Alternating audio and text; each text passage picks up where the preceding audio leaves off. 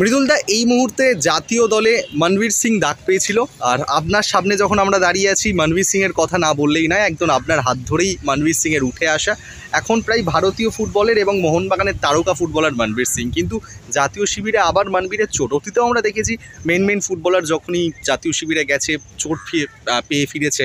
সেক্ষেত্রে এই যে নকআউট ম্যাচ বাকি রয়েছে মোহনবাগানে, মনবীরের চোট লেগে যাওয়াটা এটা কতটা মানে খারাপ বিষয় মোহনবাগানের দৃষ্টিভঙ্গিতে? না, আইএসএল কাপ জয়ের অন্যতম দাবিদার মোহনবাগান, কিন্তু কি মনে হচ্ছে এটা কতটা? দেখো, প্রথম কথা হচ্ছে মোহনবাগানের কী হবে তার থেকে সবচেয়ে বড় কথা হচ্ছে কি, একটা খেলোয়াড়ের এই সময় এসে যেখানে ক্লাবের খুব দরকার থাকে সেই সময় সেই চোট লেগে যাওয়া, এটা ক্লাবের পক্ষেও ক্ষতিকর, তার নিজের পক্ষেও ক্ষতিকর। তবে একটা জিনিস কি, যে জাতীয় কী বলে দলের জন্য প্র্যাকটিসে গিয়ে লেগেছে, এটা যে কোনো জায়গায় লাগতে পারে, এটা কিন্তু কোনো ব্যাপার না যে জাতীয় দলে গেলেই লাগে তা নয়।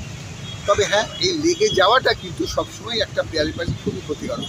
তবে বিশেষ কিছু বলার নেই, কারণ ইনজুরি কী পর্যায়ে আছে সেটা একমাত্র ডাক্তার বলতে পারবে, বা তাকে নিয়ে যারা যে ফিজিওরা তাকে দেখছে তারা বলতে পারবে। তাহলে সবসময় আমি বলি যে মানভীর যেন ফিরে আসে তাড়াতাড়ি, এবং তাকে যেন ভগবানের প্রতি আমাদের অপার বিশ্বাস আছে, সে যেন তাড়াতাড়ি মাঠে ফিরে আসে এবং মন যেন কাজে লাগে।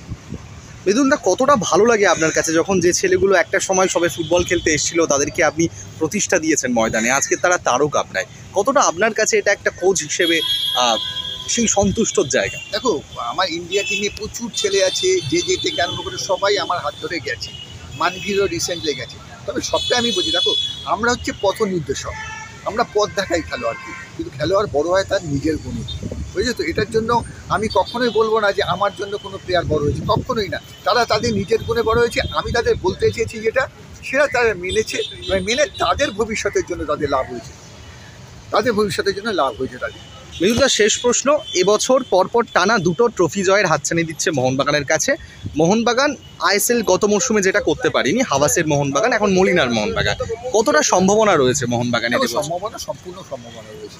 তবে হ্যাঁ, খেলোয়াড়দের চোট, মানভীরের চোট লেগে যাওয়া, আশিস রায়ের চোট লেগে গেছে, একদম দুটো ভাইটাল খেলোয়াড় যারা প্রথম 11-এর খেলোয়াড়, তাদের চোট লেগে গেছে। সুতরাং সেটা একটা ক্লাবের পক্ষে খুব ক্ষতিকর ব্যাপার। তবে হ্যাঁ, এটা তো খেলার অঙ্গ, রেড কার্ড, হলুদ কার্ড, ইনজুরি, হ্যাঁ এটা খেলার অঙ্গ।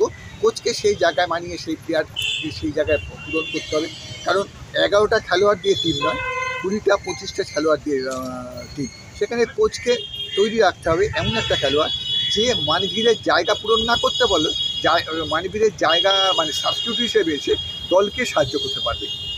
এগুলো আরেকটা প্রশ্ন, এটা বলছি যে দীপেন্দু বিশ্বাসের উঠে আসা তরুণ ডিফেন্ডার, এই বিষয়টা আমি কীভাবে দেখছি? দেখো, আমি বারবার করে বলছি, 2017 সালে আমি চ্যাম্পিয়ন করেছিলাম বাংলাকে, গোয়ার মাঠে গোয়াকে হারিয়ে। আমাদের সেই সময় থেকে যে আমাদের খেলোয়াড়দের যদি সুযোগ দেওয়া হতো, সবসময় একটা জিনিস যাবে, বাঙালি খেলোয়াড়দের বাংলার মাটিতে যদি সুযোগ না পায় তাহলে কোথায় সুযোগ পাবে? যে কোনো গাছ কিন্তু প্রথমেই ফল দেয় না, সবসময় জানবে যে কোনো গাছ প্রথমে ফল দেয় না, সেই গাছকে জল দিয়ে বড় করতে হয়, তারপরে গিয়ে ফল পাওয়া যায়। তুমি যদি মনে করো যে কোনো ছেলে এসে প্রথম বছরে এসে দারুণ হ্যাবাক খেলে দেবে, সেটা সবাই তো চুনি গোস্বামী নয় যে প্রথম বছরই এসে দারুণ ফুটবল খেলে দেবে। সুতরাং আমাদের সুযোগ দিতে হবে ছেলেগুলোকে, এবং আমাদের ধৈর্য রাখতে হবে যে এই ছেলেগুলো ভবিষ্যতে বড় হবে। সবাই হয়তো হবে না, 10 জনের 7 জন কিন্তু বেরোবে। এবং বাংলার খেলোয়াড়দের যদি বাংলার ক্লাবে যদি তাদের বিশ্বাসযোগ্যতা না দেয় তাহলে অন্য ক্লাব কী করে দেবে? অন্য স্টেট দেবে না, অন্য স্টেট তাদের কথা ভাববে। আমি বলি সবাইকে, বাংলার যারা দল আছে, মোহনবাগান বা মোহামেডান যারা আছে, ভাই বাংলার খেলোয়াড়দের সুযোগ দিন, যে পারবে না যথেষ্ট সুযোগ দিন, তারপরে যদি না পারে তাকে ছেদ করুন, অন্য খেলোয়াড়কে দেখে, বাংলার খেলোয়াড়কে দিয়ে শুরু করুন, বাংলার খেলোয়াড়কে সুযোগ দিন।